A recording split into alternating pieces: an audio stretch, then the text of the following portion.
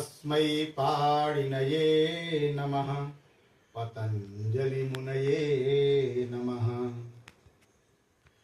ईशावास्यमिदं सर्वं यत्किञ्च जगत्यां जगत् तेन त्यक्तेन भुञ्जीथा मा गृधः कस्य स्विद्धनम्।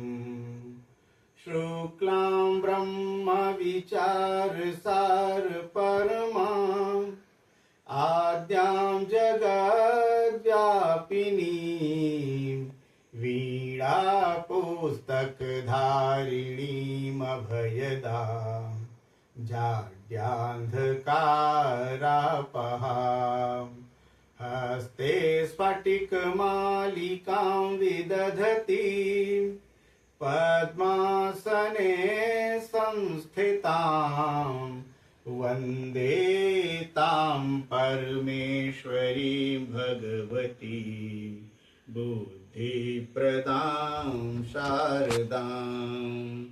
बुद्धं शरणं गच्छामि धम्मं शरणं गच्छामि संघं शरणं गच्छामि।